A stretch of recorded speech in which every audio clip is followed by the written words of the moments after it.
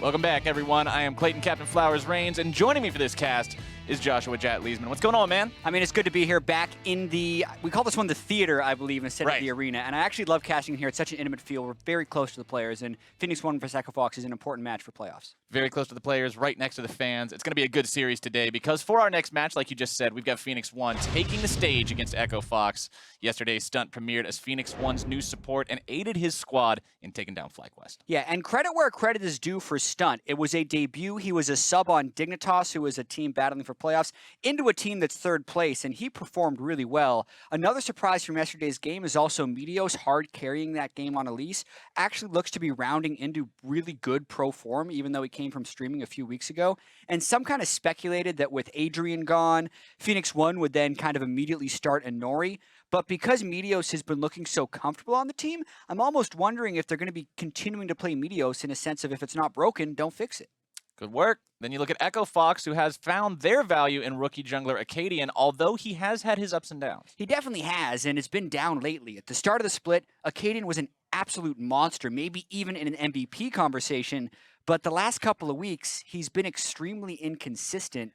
Thankfully for Echo Fox, teammates have kind of been gradually improving and picking up some of the slack. Looper and Keith have shown some more stability. More importantly, they've shown to be more tempered as a unit, which is important given that they only have 3 more weeks to prove that they're a playoff team. And they're currently sitting in 7th, 0-2 in head-to-head against the 6th place team IMT, who, I'm not going to spoil the other stream, they're doing decent. Aha! That is a spoiler, I messed up. But anyway, it's a tough race, and it's an important game they have against Phoenix 1. Well, Zig mentioned how his sentiments towards top lane imports have developed over the course of this split, too. The NALCS is just a lot more Korean imports in general, and I think it had me more worried at the start of the split when we hadn't gotten like too much practice and our roster was relatively new. But now that I'm more acclimated to like how our team works and we've been scrimming against like pretty much every single team, I feel more and more confident as every week goes by about my chances, like, and about my matchup specifically with imports. And yeah, like I'm not too worried right now about any of them. Yeah, and credit to Zig too, because if you look at the Phoenix 1 roster from last split when Inori's out of the lineup, Zig's the only one left. So really they've replaced the whole team around Zig, and that's not really what you would have expected when Phoenix 1 was struggling last split. So he's continued to prove himself as a player.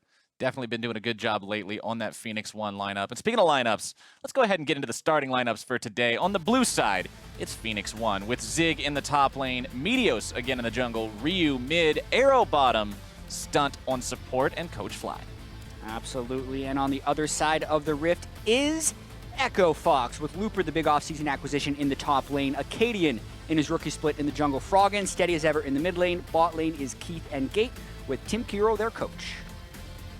So between these two teams, they are in a pretty different spot in terms of how they're feeling right now with only a little bit of games left to play, only a little bit of the regular season left to go. Phoenix 1 yesterday, we talked about how, yeah, they went up against third place FlyQuest.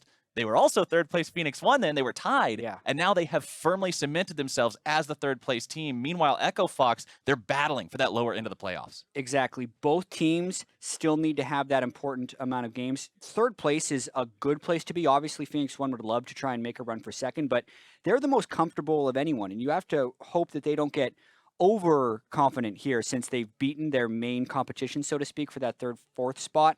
And hope they don't get kind of run over by an Echo Fox who has a huge sense of urgency to try and make it into the playoffs. Yeah, there's a big difference between being comfortable and being complacent. Yeah. You don't want to be complacent with your spot. You don't want to just get to that point where you're like, it's whatever, it's no big deal, we're sitting in third, because that's when upsets can happen. It's very, very easy to lose your grip on something like this, especially when standings for a lot of the teams are very close. Yeah, exactly. And the guy we just heard from as well with Zig in this game going up against Looper is just yet another one of these games where you really have to prove yourself. Coming back to the beginning of the season when you saw guys like Looper, Someday, and Flame coming into the NALCS, the perspective of a lot of analysts was just that they were going to dominate the league and we were really going to see how exposed the NA top laners would be. But that actually hasn't been the case for Zig. He's been performing in a lot of different ways. I really love his Kled as far as being able to close out games, especially against some of the less decisive teams. So jumping towards Champ Select, I actually hope we see Kled once again because I think it's one of his best picks. And you know, a lot of people used to have this perception of Zig that, Zig plays tanks. Zig plays the Maokai. Put Zig on something that's just going to be frontlining. But this split, he's 9-2 on carry top laners, and he's always seen himself as a carry type of top laner. So he's showcasing that so far in Spring Split 2017, showing off, hey, I can play tanks, but at the same time, you put me on something that does some more damage that can carry the game, I can do that as well. Exactly. And you're also looking at the fact that they've been playing with different junglers and supports for a lot of this. Stunt already had his first game. They'd been playing with Adrian for most of the split. Honori had been carrying a lot of games, and Meteos has come in and shown a different style. He said when he first came in, Meteos did that he was doing a moderate amount of feeding in some of his early games, but he's cleaned that up a little. He's now feeding off the enemy team, at least in the last game that he had yesterday with the 7-0 Elise start. Yeah, absolutely phenomenal performance from Meteos in yesterday's games. If you guys didn't see that setup, then what happened was Meteos pretty much ran away with the game for the longest time. Didn't even end up getting killed till 30-something minutes into the match. Just an overall ridiculous performance on the champion. And during that cast, Azale and I kind of talked a little bit about how people have targeted Meteos' champ pool because the Olaf, the Elise, and to a lesser degree the Zac, those are the champions he shows up on. Exactly, and you still wonder, right, how much Meteos is going to be a part of this team long term and how much of it is Honori coming back from their break, and is there a world in which they can kind of peacefully coexist? Right. That's always sort of an issue that happens when you've got a couple different people competing for the roster spot. Sometimes it works out. Sometimes you have teams who are able to say, look, we've got both these guys. We're going to run them both and see how well it works. Other times, depending on the personalities and the situation and the environment, it just can't work out. Exactly. And I want to look at the other side of the map as well, as we're solving some lighting issues on stage, so apologies for the short delay. But at least Echo Fox in particular, I need to see the top half of their map start to carry their games, right? Because that's what we kind of expected from Looper coming into the year, and he's had the games where he has been able to do that, but they're few and far between, right? You have a lot less than you'd expect. Exactly. You have this team with Froggen, who's been an all-star for several years, and some people would say he's a little bit washed up, but he still has some of those huge games. Then you bring in a former world champion top laner who was a dominant top laner over in the LPL, and you're thinking, man, they're going to crush that top side of the map and be just fine. And then at the start of the split, it's actually the rookie jungler who's coming in and doing that. Yeah. So if Echo Fox really wants to make this push for the playoffs, not only does Acadian have to be solid, really, he doesn't need to be a hard carry. I specifically look at players like Looper and Froggen and hope that they can kind of return to some of their previous successes. And speaking of returning and not having to hard carry, we would like to see Acadian return to some of that form that he was showcasing in the first half of the split. Like you were talking about, there were a lot of people saying, rookie of the split, this guy's just in pure MVP territory because of how well that he's doing so far, but the past couple of weeks have been less than kind. Yeah, and one thing I like about Acadian, and he's actually very open about his successes and his struggles, and he had a little bit of self-reflection a few weeks ago after he had his first bad week where he said he was overconfident because of how dominant he had been early on in the split. And he didn't necessarily change with the times when the patches started changing the jungle. He didn't reevaluate his jungle routes. Many junglers switched to doing Raptors as their first camp. Acadian didn't do that in 1 week and said it hurt him because of it.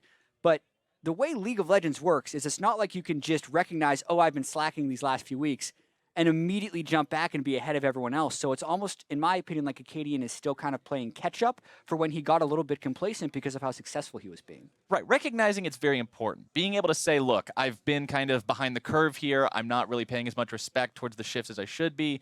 But at the same time, acknowledgement doesn't equal magically fixing everything. That's just not the way things work. So hopefully for Acadian and hopefully for the rest of Echo Fox, he has been able to make some adjustments, make some changes, sort of observe those differences in the way that the jungle now works and be able to adapt himself a little bit better to play on the newer patches. Exactly, that's the hope. And I know we're still on patch 7.4. I know patch 7.5 is going to actually have some wide-reaching implications, specifically in the mid lane with LeBlanc and Ryze having so many major nerfs.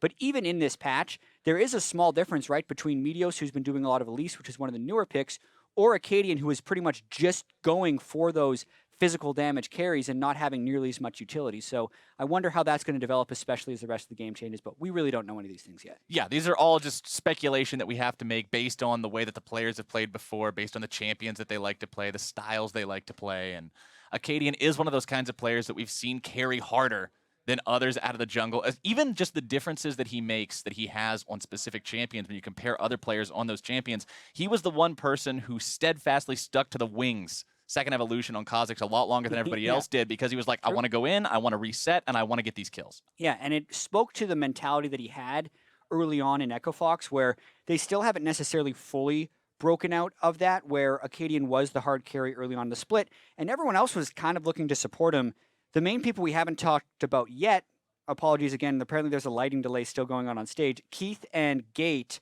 have not been performing anywhere near the level where they'd kind of want to. Keith has been one of the bottom performers as far as marksmen have been going this split. It's going to be an incredibly tough matchup this game against Arrow, who I see as the highest performing marksman bot laner in the league right now. And even though he's just in his first game, his first weekend with Stunt, that's still an incredibly difficult time for Keith and Gate. I'm curious how that matchup's going to play out. And kind of what we heard from Phoenix One after their matches yesterday, not yesterday, but not yesterday and the matches beforehand, excuse me, all the recent matches, talking about Phoenix One, especially talking with them with Stunt in regards to Arrow. Not only is Arrow somebody who's able to step up the level of the entire team by being such a capable AD carry player, but talking to Stunt, Stunt was like, yeah, you know, you can learn a lot from being matched with Arrow. You can learn a lot from having this star power AD carry right next to you, being the guy that you're working in tandem with. Yeah, I completely agree. It's a spectacular opportunity for Stunt. You just look at this guy, and he was the backup on Team Dignitas, who I believe got to play one game. And this is the Team Dignitas that was fighting for 7th or 8th. He was subbed in very sparingly. I think it might have been 2 games across 2 series. And then to kind of find his way into this environment is obviously pretty tricky. Phoenix One, they have not necessarily been too public-facing about what happened, but from what we can put together, I know Anori had spoken in an interview he did with Blitz Esports where he talked about some people on his team just didn't seem like they had confidence in him. We also got to see Adrian say how nice it was to play with Meteos because it was nice to play with a jungler who had a brain. Not kind words. There were definitely some internal struggles with Phoenix One. So for a fairly new support like Stunt, to see that Adrian has been traded away from the team and then to come in and be the guy to play with Arrow is actually a relatively high-pressure situation. And he stepped up to it yesterday. We're going to see if he can do it again in the game here. Yeah, not only the guy to play with Arrow, but the guy to find some great success in his first series playing with Arrow. You saw what Phoenix One was able to do last night. Hopefully, for their sake, at least, if you're a Phoenix One fan, hopefully. If you're an Echo Fox fan, hopefully not. We'll have to see if they can do it again here today as we are finally working our way into Champion Select for the first time. And Malzahar and Varus going to be bands number 1 and 2. Screen's very orange across the top. I just now noticed, I was like, wait a second, both these teams have orange. Their logos may be a little bit similar. A lot of times there were some jokes around last year when both of these teams were towards the bottom of the standings that they were kind of clones of each other, but that is not to be this time. Phoenix One is now 8-5, and both of these teams have actually made pretty substantial strides since last split. Ban's not really showing that much early on, aside from the fact that heavy targeting from Phoenix One towards Acadian's most successful champs. Yeah. Along with the Malzahar that they took out first and foremost, the remaining 2 bans in this first phase are going to be Graves and Rengar. The bans from Echo Fox. LeBlanc is number 2. They still got a few seconds left before they lock in that 3rd one. The last ban before the picks actually starts. We'll have to see what they really want to keep away here from the side of Phoenix One, and it will be Ryze. Yeah, so still some powerful junglers left. The Kha'Zix hasn't been as heavily prioritized on patch 7.4. Meteos has also heavily prioritized Elise, but because both those junglers were up, you wouldn't expect there to be a huge pinch on those champion pools. And Meteos being able to pick from whatever he wants in his jungling pool might be a nice advantage for Phoenix One this game. They were hovering around on a couple of different looking options, but they are going to decide to go with the Ezreal that Arrow had a lot of good performance on last night. Agreed, but it's also a little bit surprising to see the Ezreal first pick. I think that does kind of speak to the heavy target banning of priority junglers versus the heavy target banning of some of the best champions in the mid lane that have received nerfs in patch 7.5 but are still in patch 7.4, which left this environment where there wasn't much that was needed to be first pick, so we got to see one of the more rare first picks in the LCS. I can't remember the last time I saw Ezreal as the first pick in the draft. Well, the first pick in response to that on the side of Echo Fox is going to be the Olaf. They left it open, but since Phoenix One did not take it first, that means that Echo Fox and Acadian have the opportunity to snatch that one away from Meteos, along with the Ashe. Absolutely, and Meteos, when I think of Olaf, I would expect it to be on Meteos for this draft phase, and maybe Echo Fox saw that coming with the way the drafts was being played out. Not to mention, if Meteos does go with Elise, if we think back to Worlds, Olaf was the pick that would shut down Elise. So those interactions still exist where post 6, he can just run the Elise down, and it makes it very difficult, especially since Meteos likes to go the full AP Elise. It's going to make it hard to survive, and it's going to make it a more dangerous pick. The second pick locked in for Phoenix 1 is going to be Lulu. We saw what TSM was able to do with that pick right before this, combining it with a powerful tank in the top lane. So, man, everyone picking Lulu this week. There must have been so much Lulu success in scrims. You always kind of see these picks that creep up over time, because this is the second week we've been on patch 7.4, but really this week is where everyone's been prioritizing it. And if they lock in Zach, it's because they do not want that Elise versus Olaf matchup, and there we go. There it is. Glad to see Meteos picking up that champion that he knows he's good at, that he's very comfortable on. We've seen him play it before. He did find the win with it. It's not picked nearly as frequently as the Olaf and the Elise are for him, but it's always that nice little pocket pick that he's got waiting if he needs it in one of those desperate situations. Yeah, I mean, in this meta, it's almost exclusively a Meteos pick, and that was kind of what we knew we were getting when Meteos rejoined the LCS. He said, I haven't really been trying to keep up with the meta. I've just been playing the champions I like and the champions I'm good at and trying to make it work. And Zach fits specifically into that bucket. Absolutely does. The final pick for Echo Fox in the first part of this champion selection process is going to be Karma. Likely to go down there with the Ashe in the bottom lane as the bans begin again, and Gangplank going to be taken off the table. Echo Fox does not want to have Zig on that one. Yeah, he's been quietly good on the carries, as you mentioned, this split. Not to mention, the reason you would pick the Karma is just to make sure you have the hastes for the Olaf in the mid and late game, so they can match some of the hastes from the Lulu. And it looks like, at least now, since there is 80 carry, support, and jungler picked by both sides, they just get to target whatever of the two solo lanes they feel are most threatening. Yep, lots of focus onto those solos. The first two bans going to be focused towards the top side, with Shen being the ban from Phoenix 1. And now as we move into the last couple, Echo Fox going to take Syndra off the table. And Phoenix 1 will have one more ban before we pick the last four champions. We'll have to see if they want to continue to target Looper in the top lane, or maybe show Froggen some love, show him some bans. Oftentimes, Echo Fox does draw some strange bans towards Anivias and Twisted Fates and stuff that only Froggen plays. Yeah, absolutely. And it's almost hard to ban all of those champions, so they end up just going with multiple top lane bans. This is playing into Zig's hands a little bit because he has Kled if he wants it. So the more top laners that are meta they can take out of the equation, the higher he feels like the chances are that he gets an advantage matchup with the Kled. The games we saw last night, when he did have to play the Kled into the Nautilus, it was rough early on. He did go down by a significant CS deficit, so understand why they're taking that one off the table, not wanting to really have to deal with that again, as Echo Fox gonna go ahead and bring in the Fox, grabbing up Ahri for Froggen. Yeah. Froggen's Ahri was actually really good last week when he played it, even though it didn't always lead to victories. Even from a deficit, he really kept them in the game with his ability to find 80 carries in the sides of fights and one-shot them. Not to mention, we have seen Ahri rise more as a blind pick mid laner. This is not the first time this week we've seen Ahri picked in this exact situation, opting to pick a different role as the last pick counter. Phoenix 1, what are you going to respond to this with? The answer will be Cassiopeia there in the mid lane. Anivia being hovered, but most likely a troll hover. Otherwise, that would be either Anivia or Cassiopeia top, which is pretty unorthodox. Yeah, pretty unlikely. But hey, talk about Zig wanting carries, and I think we're going to get to see the Kled that we've been prepping since before Champion Select, as long as he's hovering it. Please lock in so we sound smart. After support Maokai with Ignite yesterday, I now believe in anything. I can't be tricked by anything in Champion Select at this point. I'm just going to roll with it. But the Kled will be locked in for Phoenix 1, taking that one topside. Yeah, it's a little dangerous because Looper does play a decent number of champions, and you're wondering what will be pulled out against the Kled. Kled is a generally strong laner, and Zig specifically does usually like it in counterpick situations. Because there were the multiple top lane bans with the Shen and Nautilus, I feel like he's comfortable here.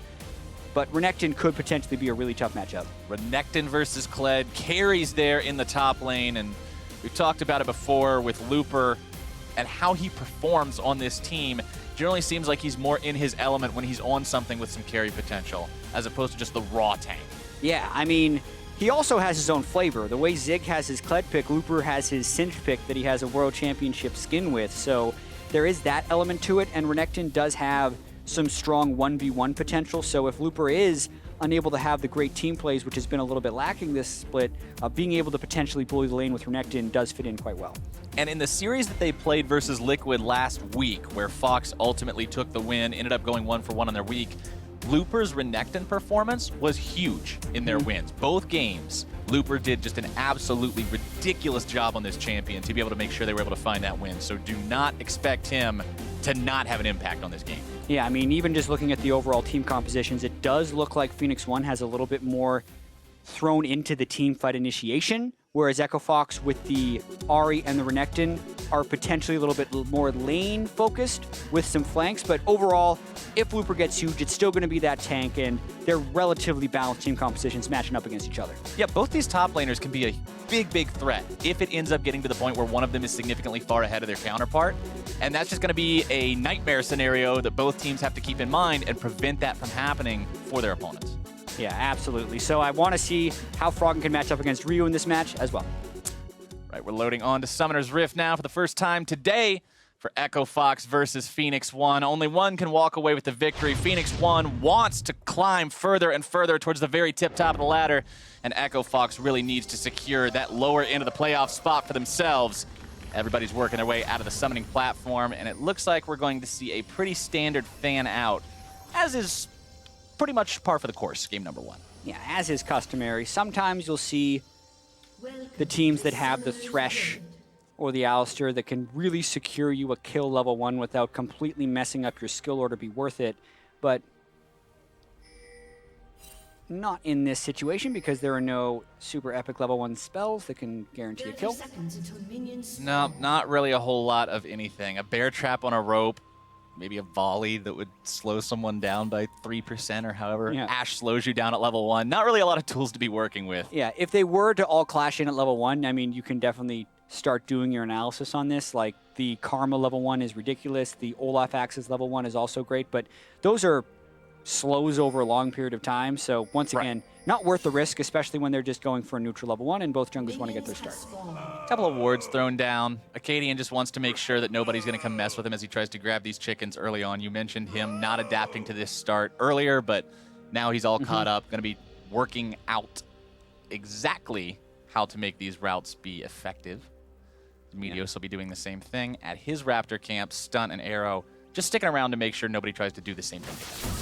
Yeah, no extra little help from the mid laners. Occasionally you'll see that to help them kill the early Raptors first, because when you kill all the small ones, you hit level 2, which allows you more power to kill the big Raptor. The extra experience that got put into this camp is essentially why everyone's trying to start it now. But it's a fairly harassable camp, actually. If a team does want to go for an invade, you steal one of those little Raptors and you can actually really mess up the other jungler as far as hitting level 2 at the right time. None of that happened in this game, though. And a lot of times you see other players in the team help the jungler out with taking those, maybe throw an AoE ability over the wall. Sometimes even your own teammate can mess you up, accidentally take one of those tiny Raptors by mistake, and even one not being there kind of eliminates the whole point of starting it.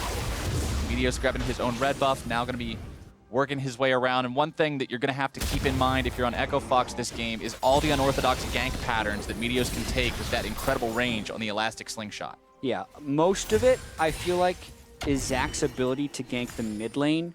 Once he starts getting level 7 in Elastic Slingshot, can actually jump the entire river. So it makes warding near impossible unless you're able to get very deep wards, and there's not many ways he can sneak past it, but we're not quite in that point in the game as of yet. Arrow trying to aggressively go forward, find some damage onto Keith, who will sidestep away from that Mystic shot. And talking a little bit about Keith and Gate, we mentioned before the game was starting, back when we had the pause, that the bottom lane for Echo Fox hasn't really stepped up in the way that they would like them to overall over the course of the split, but they've been doing better lately as Arrow eats a lot of damage. Yeah, and this is a situation where they want their lane to be fairly aggressive. The Ashe Karma has immense shoving potential early on in the lane, whereas Ezreal and Lulu isn't your traditional thought for a lane. Ezreal is a soloist type AD carry who a lot of times will put on team comps that want to dive very well because he can kind of protect himself, whereas Lulu is the type of support who you expect from a very auto-attack reliant AD, not necessarily a spell weaver like you have with Ezreal. So a mismatched lane that Echo Fox is going to try and punish early.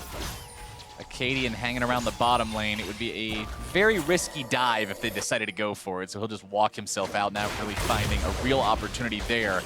As Looper finds his way into the enemy jungle, going to be seeing Meteos working on that blue buff, but doesn't go any further towards it. Instead, just drops the ward over the wall so they can keep an eye on what Meteos is doing around that Gromp. Yeah, nice shift away from the Mantra Q as well.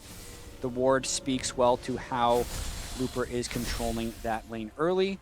Froggen also being able to push in the mid lane does give Acadian a lot of freedom to try and power farm on the Olaf. As long as he does so, he's actually currently getting outpaced a little bit by Meteos. Yeah, he's the only person on the map that's really got a noticeable CS difference between himself and his opponent. All the lanes going very, very even this early on in the match, but with that being said, there is a big bunch of minions piling up here in the top side against Looper, so he'll be able to get himself a little bit of an advantage as those crash into the turret, and he's given the opportunity to farm those up. Yeah, it's actually a dangerous point in the lane right now for Zig, as he has no wards whatsoever in the river and no jungler to give him cover, not to mention his trinket is on cooldown. So he's trying to get this wave into the turret, and he's going to probably get away with it because Akaadian isn't there, but I just want to point out the risk of this play by Zig means how important he thinks it is to get those minions in. And here comes Akaadian. Akaadian trying to make the plays. Looper jumping in onto Zig, getting a little bit of damage. Now Zig in retreat. Akaadian still looking to find the damage here if he can. Going to go ahead and dismount Zig from Skarl. Looper flashing forward, able to grab the stun, but Zig still cutting himself backwards, goes underneath the turret, will not be brought down. Whew, but that's the risk we talked about, and that was a delayed gank as well that nearly kills him. Zig knows how to survive ganks on Kled though, has the dismount to reliably make sure he combos his flash with the little hop back he gets once he gets dismounted and presses his Q. So nice job surviving the gank, but it did cost him his summoner. That summoner down means he might be a target for a repeat visit sometime if Akaadian decides that that is going to be a good investment. Yeah, the bonus is that the summoners from Akaadian and Looper are also down. So technically he won that summoner spell trade and he needed to recall anyway. So it did work out quite well for Zig in the end. Definitely not the worst situation you could be looking at as Gate finds his way around on top of Arrow. Again, going to be getting more damage with that Mantra Inner Flame. Froggen getting himself away from the gank here in the mid lane. Ryu and Meteos looking to make this happen if they can. Froggen low on mana. Petrifying Gaze finds him. But Ryu is such low HP, getting himself away over the wall with the flash, and Akaadian with no summoners will not be able to chase it down. Whew, and very close to getting killed right there is you kind of see the misfire from Meteos' Elastic Slingshot, misses Froggen by a mile. You don't get to recalibrate once you're in the air on the Zac right there, and it makes Ryu kind of turn and barely get the escape. Man, that would be OP. Imagine if you could do that. Change Zac's trajectory mid-air. Fix yourself and pretty much always hit the Elastic Slingshot. Zac would be picked Control like a Scion ult as you're flying through. Yeah, pretty much. Oh, Gate actually just sticking around in a brush by himself? Gate in a really precarious spot. Akaadian trying to move his way down here, keep that support alive. One more auto attack's gonna do it. Arrow's grabbing the first blood, but now is he in a bad spot? Oh! Yes, he is. Akaadian grabbing that kill. Almost able to make it too. Stunt getting chased down, flashes himself over the wall at the very end, and 1 for 1. Yeah, I think Stunt didn't realize Akaadian hadn't caught his last action, couldn't chain the throws towards him. That's why he flashed away at the end, not wanting to feed the double kill over to Akaadian. Overall, I think the first blood is probably worth it for Arrow. Just a really wacky play right here as Gate was probably waiting for the Olaf and the Ashe to come through. But when Stunt checks, he kind of has to act immediately to not get caught in the minion wave, exhaust as early as he can. Akaadian does arrive because he blast coned over the wall. And then when Arrow goes for the kill, he is kind of sacrificing himself for Akaadian for the first blood bonus, and lucky it is just a 1 for 1, but he's lost all 4 summoners in that dual lane, and now Keith has a summoner spell advantage. Yeah, the summoner spell investment in that was absolutely huge. The edge could be a real difference here for Echo Fox in the bottom lane, especially now that the Enchanted Crystal Arrow is up and available for Keith. That might be a green light for Akaadian to come back down here and see if they can set something else up. The Lulu is only level 4. Yeah, and Stunt we had praised for yesterday's performance as his first match on Phoenix 1, but this is turning into a relatively rough laning phase. We mentioned how the Lulu and the Ezreal are kind of mismatched from a skill set perspective, and they're going to be getting shoved in by the Ashe and the Karma. But now it'll be a question of how well can they play defensively since they are kind of without tools. Keith also with a 15 CS lead over Arrow, so the first big one of those that we're starting to see pile up sans the jungle this game. Akaadian and Froggen moving into enemy territory around that blue buff, seeing if they can find the opportunity to steal that away. Keith gonna be forced to flash, but Meteos has paid a visit in the bottom lane, bouncing around, up and down. Arrow grabs the kill. And Gate gets himself away just barely, but his AD carry's corpse is still going to be tainting the lane. Man, so much for that summoner spell advantage. There goes Keith's heal and flash because Meteos joined the fun. Akaadian ghosts from a ways away. Akaadian's got the ultimate to make this happen if they want to go all the way in for it. Petrifying Gaze going to be sidestepped. It's all up to Froggen now, and he's got the kill. Getting himself away, but now Kled sounds the horn, looking to grab the revenge on this. Can he do it? He's got the jump. Froggen's gonna be chased down. Zig needs just a little bit more. The bear trap procs. Oh my goodness, he'd already jumped towards Froggen, so he followed him all the way through, and now Gate's dead too. He gets himself chased underneath the turret. The Enchanted Crystal Arrow finds its way onto Meteos, but it's not going to matter. Phoenix 1 goes up 4-2. Oh, and they're going to get the first turret bonus, so this just turned into a huge advantage. Going all the way back to that gank in the mid lane right here. The commit was pretty smart in a sense because they knew they were going to be able to secure the kill, but they underestimated the Kled's mobility. Acadian and Froggen knew their damage potential and figured they'd be able to kill as long as they had eyes on Zach, who was in the other side of the map, so they thought it was a safe dive. Zig, though, just flies, just zigzagging through the map. Beautiful aim at the beginning of that Kled ultimate to just catch Froggen, and then I'm not sure why Gate was here. This is really on him. The turret was going to be going down anyway, and he just adds a kill. The second time this game that he's put himself in a spot where he didn't really want to be. Both deaths now can be chalked up to that.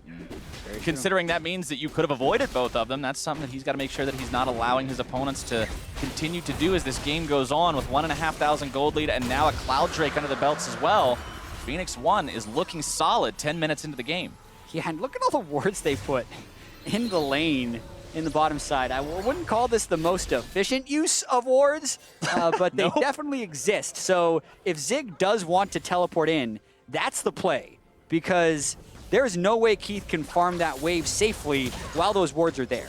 Just an entire line of them drawn across the lane. That was pretty interesting use of them. There's also a significant amount of vision being placed down by the side of Echo Fox around the top part of the river here. One of those being the Scuttle Crab, but there's also a couple of control wards in there, and we talked about them moving up, trying to take control over the enemy blue earlier as well. Both teams having a little bit different of an idea what they want to be doing with the vision in this game. Mid lane, the flash still down. Now, just now, back up for Ryu. So going to be a little bit harder to gank if Acadian wants to try to come back, make some kind of a play. Top side, Phage completed along with the double Dorians and the Ninja Tabby for both of these top laners. Completely mimicked builds.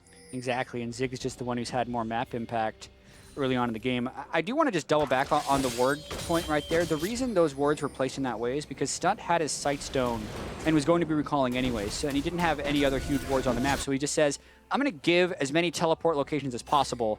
The last one alive right now is on the brush up there, and it's unlikely to be used, but I do like the fact that Stunt made that play because it gives the top laner a lot of options. Top laners just continuing to go blow for blow up there as Keith, Froggen, Gate, everybody else on Echo Fox kind of going to be spotted out there by that ward in the mid lane. So not able to set the trap brush that they were looking for. Trying to get themselves back into this game. They recognize that they're down. They want to get some kind of a good pick like that. Zig jumping in onto Looper. Going to be eating a lot of damage early on. Ooh, just barely misses out on the second proc for the bear trap on a rope. Yeah, and if you can get that bear trap on a rope to proc twice, it's actually... aside from an empowered flame spitter from Rumble, the highest damage, level 9 ability in the game as far as base damages go. So one of the reasons Zig likes to play fairly aggressive in this. And here comes Meteos. Meteos trying to come in from behind, immediately going to be stunned up, goes for the less bounce. Keith getting himself locked down, Arrow finding the damage, True Shot Barrage able to grab the kill. Wild Growth onto Meteos, but they don't want to take this one any further for now. Looper and Acadian in hot pursuit of Zig, who's going to be stopped, as they will not allow that ultimate to get him out of here. He dismounts. Can they take him down before he's able to get Scarl back? Yup. And Looper's the one grabbing the kill. And the way Echo Fox is getting these kills is by killing Phoenix 1 in between their turrets. So the question is about what you can do with the kills afterwards. Yes, it's a successful gank that puts Zig in a bit of a hole, but it's still going to be a ways until they can get that top turret. Meanwhile, there's a bunch of pressure on the bottom side. They're losing jungle control where Meteos is. The Stunt is able to roam up the river on Lulu. What is this going to cost them? Well, they've got the tier 1. Now, as long as they can get bodies back down bottom side. Hopping all the walls. Zach trying to make the move. Here he goes. Not going to find the Elastic Slingshot connect, so immediately has to retreat. A lot of damage being poured into him as he makes that walk away, but he'll still be all right for the time being. Yeah, that was ambitious by Meteos. He didn't even have Lulu there. It was pretty much going to be a 2v2 turret dive, so pretty easily dodged away there. Imagine how cool it would have been if it worked. It would have been. That would have definitely been a highlight play. And it also just kind of makes you reconsider your position when you're Keith and Gate, thinking, this dude just hopped from who knows where and is in my second turret. Like, what? Is there anywhere where Zach can jump on me? The mental aspect maybe is important. Just playing the mind games. Is there anywhere that's even safe against a level 9 Zach? And those places are few and far between. Meteo's now going to be proccing that level 10. getting closer and closer towards that level 2 ultimate, as both top laners are content just staying towards this top end of the map, 14 minutes in. Next Drake will be a Mountain Drake if either of these teams decide to fight for it. And we've got a very close game on our hands, so if they do decide that it's worthwhile, we could see a pretty explosive fight. Yeah, the only place where it's running away a little bit is down with Arrow and Stunt. The fact that he's got a very early Tyrion Sheen off of the first blood that he essentially suicided for, but then is, with the help of Meteos, transitioned that into the third kill against a fairly physical damage team, also picking up the Ninja Tabi. Going to be slippery, tough to kill, and making a lot of use of that first pick Ezreal. To see if he goes for the Iceborne Gauntlet this game as well. We saw him do it in one of the matches last night. So if he thinks that physical damage, that is enough. And it wouldn't be bad in this situation. Most of the time we see people going Trinity Force just because the damage difference is so high, but they're in a team composition with Cassiopeia and Kled. They're going to have other sources of damage where sometimes the survivability can outweigh it. Curious to see where he goes this match. Acadian hanging around, clearing out the Scuttle Crab, just trying to provide some control for his team over the Drake pit, considering that's going to be live in under 1 minute now. Phoenix 1, though, they've got similar ideas, moving themselves in, utilizing the Scryer's Bloom to get some eyes on those wards, take out any of them that they find. A lot of bodies hanging around this bottom part of the river right now, Jab. And there's Meteos. Meteos coming in, but he's not going to be finding anything, backing himself out. Yeah, did burn Froggen's ultimate, though, which will diminish the amount of aggression that Echo Fox can put forth, especially for the Mountain Drake, which is spawning in 30 seconds. So absolutely worth it as far as when you're going to go for that Elastic Slingshot. And now Phoenix 1 is going to look to move into the river for vision control. Ahri with ult compared to Ahri without ult, just two vastly different experiences in a team fight. Almost a totally different champion. Ahri really becomes Ahri with that ultimate, whereas someone like Cassiopeia, while it is important to have the ult up, is still going to have that machine gun damage with the Q and the E. So not a great need for Froggen there, and it potentially cost them this trade. Phoenix 1 should be securing this one rather easily. Teleport's coming in, they're going to fight it. Echo Fox wants to take it down, see if they can at least punish for this. Acadian looking to make his way into the pit if he can. Stunt going to be jumped on. Looper exhausted. Meteos into the back line of Echo Fox. Zig going to be joining up. Keith is soloed out and brought down. Looper and Acadian into the pit. They're going to be grabbing that Drake. As now Acadian's going to be brought very low, taken down next. Looper trying to get himself away from this one, but Phoenix 1 is locking him down and shutting him out. Arrow grabs that kill, and it's a 3-for-1 trade, but Fox takes the Drake. Yeah, Acadian was able to get it right at the end, but I actually credit Phoenix 1 for turning and fighting even when the Drake is low. A lot of times when you're doing Drake, you're worried about the Drake getting low before the fight. But because it's a Mountain Drake, it's actually the lowest damage of all Drakes. So Phoenix 1 is fully healthy for this fight and doesn't have to worry about the Drake hurting them. So everyone jumps on Stunt at the far start, whereas everyone else jumps on Keith for the other side. Keith goes down right away, Lulu takes a lot longer, and also because Froggen's ultimate was burned before the fight, Phoenix 1 was just had a way better hand at the start, and they able to win 3-1. Meanwhile, while we're watching the replay, Froggen pops the ultimate again and almost kills Arrow, but almost, sadly, does not add an extra 1 onto his kill score, so gonna be leaving a little bit disappointed with that one. Yeah, Froggen's still hoping to put as much pressure as possible out with the Morella Nomicon. Has a large amount of cooldown reduction already. That Spirit Rush at rank 2 only on a 66-second cooldown, so really just those small windows you have to work between playing against them. Going into this game, we talked a little bit about Acadian's inconsistencies compared to his performances early on in the split. And although he's not completely 1v9 running away with this game, at 1-1 and 3 on the Olaf, securing that second Drake attempt, he has been doing a pretty solid job and a good performance so far this game. Yeah, he knows where he can get the kills. The fact that he was ghosting so early for the dive in between the turrets on Ryu and was also able to come up to get that kill onto Zig is showing he's able to calculate his damage and find the kills. The problem, though, is Meteos has been more effective. Zach also not known as this crazy early game jungler, whereas Olaf is more the early mid game guy. Meteos is in a position where he can outscale and also have better late game initiation, so it's going to be tricky for Phoenix 1 from here on out. Yeah, Zach doesn't really for Echo Fox, rather. Zach doesn't really turn on until he hits that level 7 that you were talking about. Hits that level 9 when the slingshots can start coming from all over the place. But Meteos has reached that point and more, and he's 2-0 and 4 already. So the sky is really the limit for what he's able to do on the Zach this game. 2-0 and 4 on him, 6 out of 8 kill participation. Acadian does have 100% KP, though. He has been a part of every single play that Echo Fox has been able to make onto their opponents. Charm not going to connect onto Ryu. Phoenix 1 still trying to find a chance to shove these waves up, get some opportunity to put some damage into a turret, because the objective count is still rather low this game. Yeah, no one's been jumping over themselves to finish the Cloud Drake and the Mountain Drake early on. The vision control has been fairly heavily in the side of Phoenix 1. We haven't really seen any Ash Arrow plays attempted by Echo Fox, as most of the time Keith has just been running for his life. So the fact that it's only 1,000 gold lead is good for Echo Fox based on the pressure discrepancy. But as we mentioned with the scaling, does put them in a very difficult situation. And Keith, 0-3-1 on the Ashe compared to the 4-1-3 on Arrow. You talked about how that's the building difference right now, and it's really starting to be showcased even more as the Phage in Arrow's inventory does indicate he's going to be going for the Trinity Force. We were talking about which item he would likely be picking up this game, and he does want to go for the damage-heavy option. Phoenix 1 ahead right now as we tick 20 minutes, 81.3% win rate when they're this far ahead.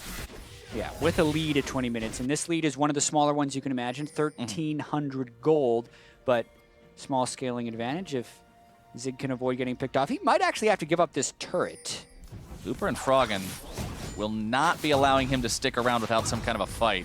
Froggen moving forward, be threatening to zone him away with the charm, but Phoenix 1 has decided, all right, you want to put the solo laners in the bottom lane, we're going to be looking for Baron. Keith, Gate, and Acadian working their way towards this. Meteos coming over the wall. Elastic Slingshot comes out. Petrifying Gaze not going to be hitting much of anything. Ryu popping the cleanse, keeping himself alive through the stuns. As Acadian has to fall back now. He and Gate both incredibly low. Looper looking to work his way into the fight now. Meteos grabbing the kill onto Gate. Now has to try to grab the kill onto Acadian as well. Going to find the double as Looper runs down a couple of different players. Phoenix 1 now going to be losing their support as well. 3 dead on the side of Fox, 2 dead on the side of P1. But Froggen and Looper not only found the tier 1 in the bottom lane, they're going to find the tier 1 in mid lane as well. Now jumping onto Zig, some nice chain CC. Zig in some real danger of potentially being brought down here, but it's Looper who overcommits. Meteos and Zig chasing this down as long as they can. Zig remounted, going to be that much more of a threat. Froggen with the charm over the wall, keeping him safe and getting him out, but the Elastic Slingshot right back into the mix, not able to provide the damage. Yeah, there's a lot to unpack from that fight as Zig is continuing to chase. He might get him. Looper still might be in trouble, just barely able to slice his way out of that one. So much happened there. The advantage is actually to Echo Fox because they were able to get 2 turrets, but this play, when Phoenix 1 saw 2 people bottom, wanted to force a pincer. I'm curious as to why the Kled TP took so long. Because if he would have teleported a few seconds earlier, they could have killed Gate, Acadian, and Keith right away. When that doesn't happen, Looper ends up matching, and despite having 2 people bottom side for Echo Fox, it gives time for Froggen to roam up that we're seeing on the minimap right there and kind of equalize the fight with 2 kills. And then because Echo Fox was able to kill this mid lane turret as well as the turret they killed beforehand, they're actually up in gold. We talked about the 1,300 gold discrepancy they had at 20 minutes. It's gone now. Yeah, Echo Fox with an even smaller lead. It's not even 100, but it's there. Very, very, very minute advantage for this team over their counterpart. But it's still better than being down. And they got to be feeling good about the way that ultimately played out, not giving away the Baron, instead grabbing the objective. Now they've got all 3 of the outer turrets down on their opponent's side, means they're going to be more comfortable pushing up into enemy territory, laying down those wards, and taking control over more of the map. Acadian looking to solo down this Cloud Drake. Yep. Nobody even nearby at all for Phoenix 1 to contest it, and P1 is going back for the Baron for the 2nd time. Yeah, I mean, I have to imagine this is only to try and bait a fight in. Meteos is trying to get his Elastic Slingshot down, but actually, if they never come in, they have the Hawk Shot, they'd have to go right now. They have to go right now if they want it, but it's going to be secured. Phoenix 1 have found themselves the Baron.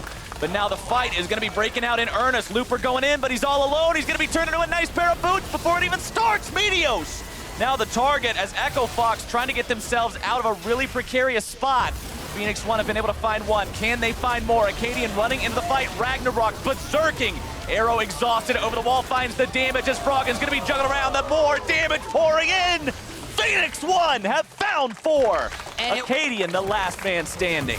And it was actually the perfect call for Phoenix 1. When Arrow's True Shot Barrage scouted Acadian at the Drake, as well as Froggen in the bottom side. While I thought it was going to be a base for the fight, when they had the control ward in there, there's no vision for Echo Fox, they don't have a smite, and they only have 3 people with which to face check against potentially 5 for Phoenix 1. So really, once that True Shot Barrage came through, it was clear for Phoenix 1 what they needed to do, and they got it done, not to mention the fight afterwards, which was perfect. And we just mentioned a 1,000 gold lead turned into a 100 gold deficit that's now back into a 5K lead. Yeah, and then once the Baron is down, Echo Fox still tries to fight because they kind of expected Phoenix 1 to be low, but they weren't. They killed the Baron with Meteos' tankiness so well.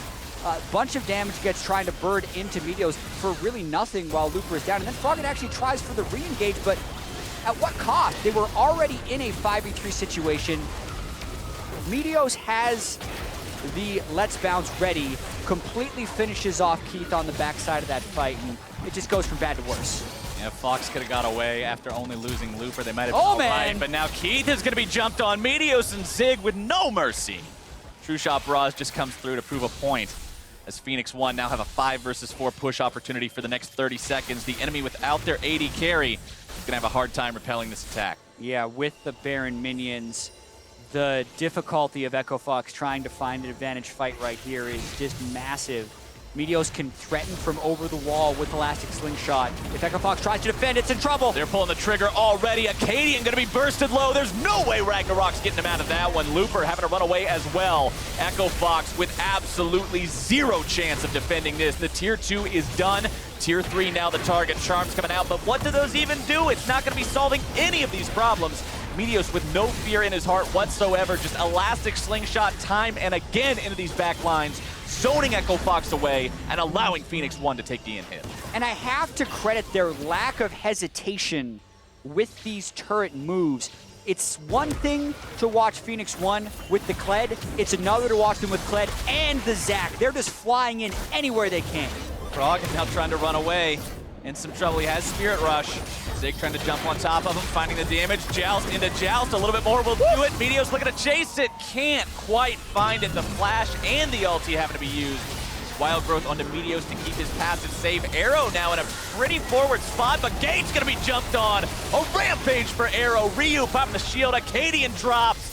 Keith is going to be dropping, and Arrow is a triple kill now in this game. 10, 2, and 7. He's got a triple kill. And Captain Flowers, they're relentless. They just never continue to stop. fly, and Echo Fox thought they'd be able to turn it around because Phoenix 1 was being what looked to be reckless, but no one fell. Stunned kept him alive with the shield, and Phoenix 1 could actually end this game on this Baron. We just said how much these guys are unwilling to quit pushing for advantages, and as soon as Froggen tries to defend on the Nexus, he's brought down as well. Phoenix 1 will end this game 27 minutes in. They're onto the Nexus, and Fox can't stop it. Oh my goodness, 27 minutes, and it's over. That was such an abrupt ending. 23 minutes into the game, the gold and the turrets were dead even, but one strong Baron call by Phoenix 1 into a fight, into an endless series of events where they consistently came out on top. Echo Fox is kind of stunned. I'm kind of stunned. I can't believe that we went from a game that was that close to a game that was that over that fast. Yeah, I mean, looking at the score lines as well afterwards, Meteos with a knockout performance on Zac, 5, 0, and 11. Arrow, who we talked up as being the highest performing AD in the NALCS, not only started that game strong, but ended it even stronger, 10, 2, and 8. Just across the board, Phoenix 1 did pull that one out when it looked relatively close in the mid-game. Yeah, everybody on Phoenix 1 did their job. Even looking at Stunt, he was able to go 0, 2, and 17, a part of so many different kills for this team. You saw what the Wild Growth was able to do in combination with Meteos' Zac, keeping him alive, just making him that much more of a disruptive force. The whole team just worked together as a very coherent unit. Exactly, and I'm wondering as well, right, like Meteos, Stunt, this new roster, how long are they going to keep it rolling? Because it does seem like Phoenix 1 is on a bit of a hot streak right now. Can they continue to close out against Echo Fox? This game was relatively close, but when you close out a game that quickly, the type of momentum you can carry over into the next game when these guys only get 10, 15 minutes in between matches, it's tough to shake a loss like that off if you're Echo Fox. It's tough to shake the loss off, and Phoenix 1 are just going to be riding that energy into match number 2. They've got to be feeling good after such a decisive win, because if you have a really slow slugfest type of a game, it can be exhausting mentally and physically, but you have one that's going slow for a while, and then all of a sudden you just break free and destroy everything in 4 minutes. Man, that feels good. Yeah, and feels great for Phoenix 1. doesn't feel that great for Keith. We talked about him not necessarily performing early. They shoved the lane early. They had that 15 or 20 CS advantage in the laning phase, but the game is much deeper and longer than that. They were not able to keep themselves in a safe push position. And I mean, who can necessarily blame them? You're combining Kled and Zach, especially once the game got a little bit out of hand. And as an Ashe, what are you going to do? You're actually just going to die a whole bunch. So it was a very tough situation once this game got a little bit out of control, just because of the initiation tools that Phoenix One put together. And we saw that showcased pretty much perfectly underneath the tier 2 turret when it was still standing for Echo Fox. Keith's just there under the turret, clearing out some minion waves, and then boom, elastic slingshot into the Kled. He's just dead. They don't need any help from the carries. It's just those two alone have all the tools, the mobility, the damage, the tankiness they needed to make his life impossible. Yeah, I feel for Keith in this one. I would have liked to see Echo Fox pull out a few more proactive moves with that Ashe Arrow, especially when they felt like they had a lead in the game. There are ways you can just stop shoving in the bottom lane once you are level 6 to pull them towards you and then try and combo that with ganks. They weren't really able to orchestrate those plays in advance. A lot of that did come down to not having the proactive vision control you would like to see. Most of the game we were talking about how it was staying close, but the vision was usually on the side of Phoenix One, so the reason we wouldn't have seen the Ashe Arrows is often because they just didn't have the prep to know if it was safe to do it. And it goes back to a situation that we saw in mid lane where when they were behind a little bit at the start of the game, down about 1,000 gold or so, Echo Fox was sitting inside a control warded brush, trying to find the opportunity to make a pick with the Ahri and the Ashe and the Renekton. But little did they know, there was actually an enemy ward just outside of that control ward range, and every time somebody stepped out of the brush, we already know you're there. Yeah, absolutely. Well, we're going to go ahead and throw things over to the analysts now to see what they make of Phoenix One with the win. Well, thank you very much, Captain Flowers. Phoenix One picking up the first victory of the series here. And the thing I want to jump on immediately is Champion Select. Echo Fox opting to take away the Olaf, where other teams have thrown a ban at it, didn't seem to matter at all. Meteos very comfortable on that, Zach. Right, and I think overall I did like the plan that we saw out of Echo Fox. I just think that they didn't execute it well enough. We saw a lot of ganks thrown up to the top side early on, try and influence that somewhat carry versus carry matchup, more bruiser versus bruiser, but they didn't convert into many kills. It wasn't a big snowball. The one mid lane got turned by Zig collapsing. So I like the early idea of the aggression that Echo Fox wanted. It just didn't come out far enough ahead. Yeah, and the thing about Zach is like the reason when people don't play him is because his early skirmishing is really bad. So what did Meteos do this game? He just farmed. So like it was so funny. He cleared bot side jungle, went to top side jungle, and the Cadian didn't think he was gonna just farm. So he comes in, tries to counter jungle Krugs, and they're not there. And he's just like, well, I guess I have to leave now. Right. And so awkwardly, his path set Acadian behind on the champion that isn't good early. Absolutely right. Yeah. Whereas Olaf, exactly the opposite, right? You're like, he can clear very easily with Qs and get an attack speed built up. Also, his ganks pre-6 are very effective. We saw him go top lane, didn't quite get the kill, got the flash out of Zig. And while there was focus in the top lane from Echo Fox, Meteos, once he hits that level 6 mark, looking towards the bot lane and really putting pressure on the turret down there. Yeah, once Phoenix One was basically able to absorb that kind of early pressure out of Acadian, we see that Arrow generates his own small advantage in the bot lane. They have pressure in the lane, they push it in, and then you're diving, you know, in a mobile AD carry and Ashe with a Zach. It's almost too easy, and that's where they really start blowing the game open in their favor, was off those bot lane dives. All right, so Phoenix One looking very good with Meteos in the roster recently. Let's take a look at some fights. 16 minutes in, a 3-for-1 plus Dragon in favor of Phoenix One. And I actually, when I saw this starting out, thought this was going to go great for Echo Fox. The TP by Looper finishes first, they get right onto stun, but then Froggen plays this fight really safe, where he's afraid to go forward and really try and open up onto Ryu. It's true the front line wasn't great there. They choose to finish the Dragon instead. I thought if P1 made like a hard commit onto Ryu, who was kind of sandwiched between the front and the back line there, they might have been able to get him down. Instead, we see that, you know, P1 comes out ahead. Another skirmish is this kind of thing that we keep talking about today. Yeah, and we're pretty critical about frontlining right there. And I think that the Echo Fox frontline played that pretty well.